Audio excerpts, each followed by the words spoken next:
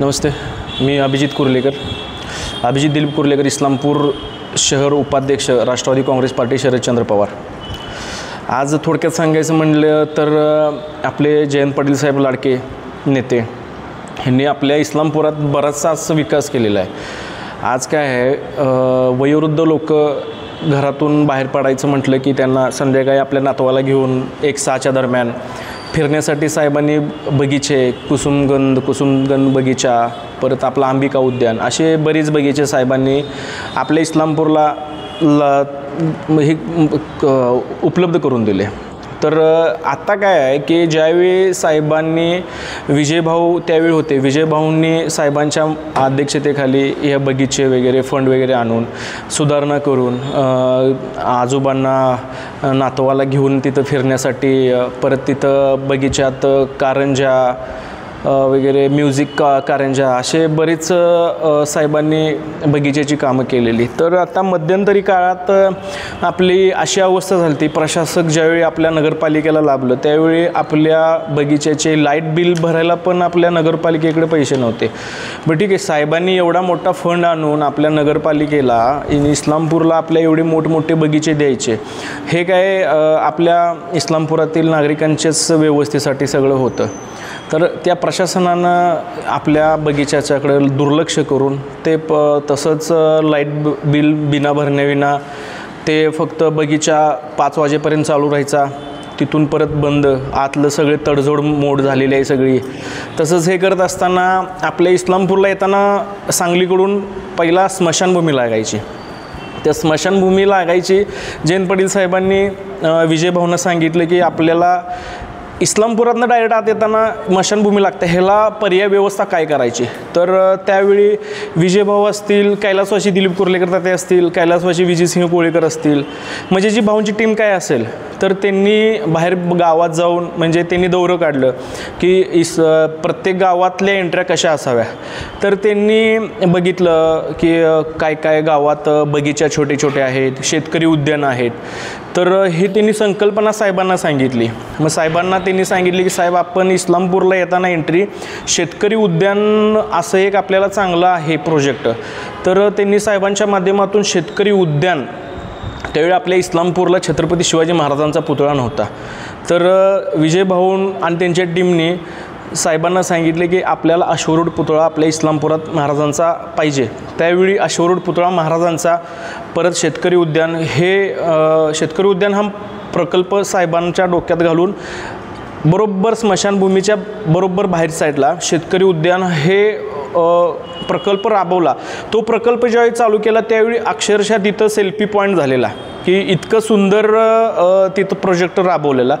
प्रशासनाकडं ज्यावेळी गेला सगळा कारभार, त्यावेळी तिथं त्या बैलं असतील, ती बिचारी शेतकरीची मंडळी, असे त्यांचे पुतळे आहेत, तर त्यांच्या अंगावचे कलर गेलेले आहेत चाळ्यांचे, बैलांच्या सिमेंट पडलेलं आहे, परत तिथं इस्लामपूर शहरात सहर्ष स्वागत असं लिहिलेलं होतं, तेही पडझड झालेले आहे। मग साहेबांनी एवढे मोठे फंड दिले, साहेबांनी एवढं मोठं चांगली कामं केलेत, त्याला प्रशासनाला सांभाळता आलेलं नाही आहे। गेले मागील 5 वर्षात 10 वर्षात हे साहेबांनी जी कामं केलेली आहेत, हे प्रशासन इथं कमी पडत आहे। खुले नाट्यगृहात तर काय ठिकाणी लाईट पण नसते, काय कर्मचारी पण नाहीत, कर्मचारी विना बगीचे म्हणा, खुले नाट्यगृह म्हणा, हे सगळं असंच विस्कळीत पडलेलं आहे। तर ह्याला सगळं बघता तर आपल्याला प्रशासनच जबाबदारी आहे असं एकंदरीत वाटतं। परत आपल्या इस्लामपूरचा विकास वाढायसाठी, इस्लामपुरात आपल्या व्यवहार जे काय व्यापारपेठ असेल हे वाढण्यासाठी साहेबांनी आपल्या इस्लामपूरला जे रस्ते जोडतात, तर ते रस्ते साहेबांनी सिमेंटचे रस्ते करून बरेच फंड उपलब्ध करून आपल्या इस्लामपूरला जे रस्ते, पेटनाक्यापासून इस्लामपूर म्हणा, परत वाघवाडीपासून इस्लामपूर म्हणा, ताकारीपासून इस्लामपूर म्हणा, हे जे इस्लामपूरला जे रस्ते जोडायचे चालू आहेत, ते रस्ते सगळे साहेबांनी फंड देऊन सिमेंटचे रस्ते, जेणेकरून आपल्याला बाहेरचा माणूस आपल्या इस्लामपुरात की अवघ्या काही सेकंदातच तो इस्लामपुरात यावा, व्यापार करून रिटर्न मागं जावा, ह्यासाठी सोयी पण साहेबांनी चांगले केलेले आहेत, फंड वगैरे चांगले दिलेले आहेत. हे आमच्या जयंत पाटील साहेबांची कामं. तसंच जयंत पाटील साहेब बघता बघता असेच आमचे प्रतीकदादा पाटील हेही आमचे युवक नेते, यांनीही मध्यंतर काय केलेलं की आपल्या इस्लामपुरात डेंग्यूची साथ चालू झाली. पण डेंग्यूची साथ कशामुळे आली तर इस्लामपूरच्या कारभार आपल्या नगरपालिकेचा. तर नगरपालिकेत औषध फवारणीला औषध नाही आहे, पावडर नाही आहे, तर ह्याच्यामुळं ढासांचा प्रादुर्भाव वाढला. म्हणजे 4 पायाचे जनावर, नाव काय घेत नाही, पण 4 पायाचे जनावर वगैरे वाढले, घाण वाढली, त्याच्यामुळे डेंग्यूचा प्रादुर्भाव वाढला. त्यावेळी आमचे नेते प्रतीक पाटील, राजाराम बापू कारखान्याचे चेअरमन, यांनी दादांनी आम्हाला सांगितलं की आपल्याला औषध फवारणी करायला लागत्या. त्यावेळी अखंड इस्लामपुरात, पूर्ण इस्लामपूर, असं काही नाही की बाबांनो एकच भाग घेतला, क्रांतिसिंह नाना पाटील भाग घेतला, आता उरण इस्लामपूर भाग घेतला, अथवा डांगे चौक घेतला, असं काही न करता दादांनी एक 10 ते 15 गाड्या द्राक्ष बागावर फवारणी असते तसल्या 15 गाड्या मागवल्या.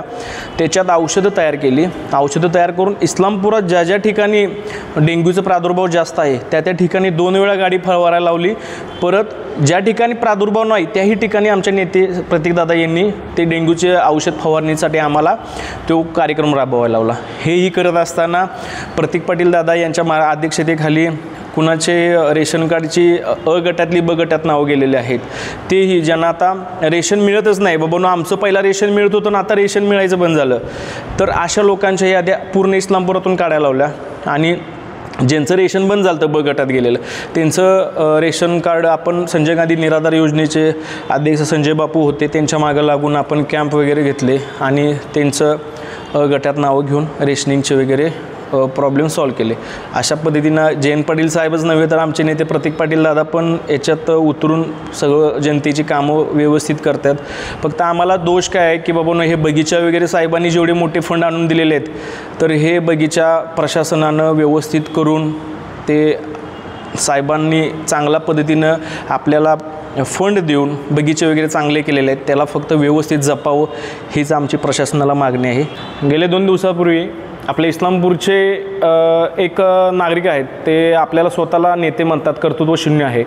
त्यांनी एक बातमी दिलेली की आपल्या तलाव जो आहे मंत्री तलाव तिथं आमचे नेते स्टंटबाजी करतात.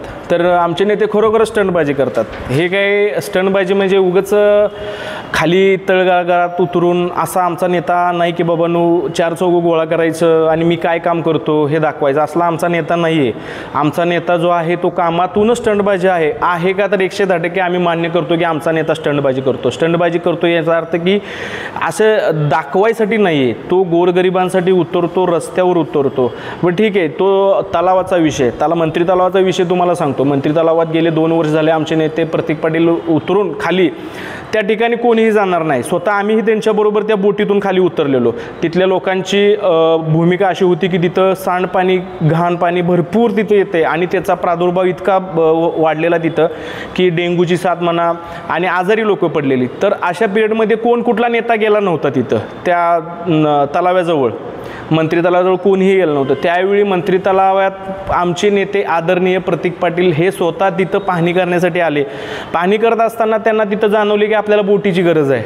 बोट त्यांनी उपलब्ध केली, कोणी उपलब्ध केली नसती, आमच्या नेत्यांनी बोट उपलब्ध केली. बोट उपलब्ध करून त्यांना सांगता आलं असतं की तुम्ही कार्यकर्ते तुम्ही खाली उतरा ती काय असेल ती घाण काढा. हे न सांगता आमचा नेता स्टंटबाजी करतो का तर 110% स्टंटबाजी करतो. ती स्टंटबाजी आमच्या नेत्याची कामातून दिसते. आमचा नेता खाली उतरला, बोटीत बसला, बोटीत बसून न कार्यकर्त्याला बाबा ती घाण उचल हे न सांगता तर स्वतः ती चाळण घेतली आणि पूर्ण हत्ती तलावातली घाण आमच्या नेत्याने प्रतीक पाटील यांनी काढलेली आहे.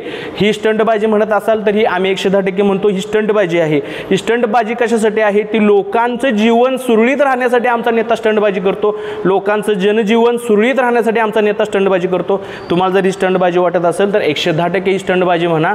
आमचा नेता सर्वसामान्य लोकांसाठी आहे आणि आमचा नेत्याला सामान्याचे कामं म्हणा तसंच आरोग्याचे काम, आरोग्याचं पण हित आहे आमच्या नेत्याला. त्यामुळे आमचा नेता त्या तलावात उतरला, तलाव स्वच्छ केलं, त्याच्याकडं सगळ्यांचं दुर्लक्ष होतं. असं काम कोणीही केलेलं नाही. आणि जे काही लोक ते शून्य अक्कल शून्य असणारी लोक जे बडबडतात ना की असे प्रतीक पाटील स्टंटबाजी करतात, हो ते स्टंटबाजी करतात, पण ते स्टंटबाजी कुणाला दाखवण्यासाठी करत नाहीत तर लोकांच्या आरोग्याच्या हितासाठी स्टंटबाजी करतात.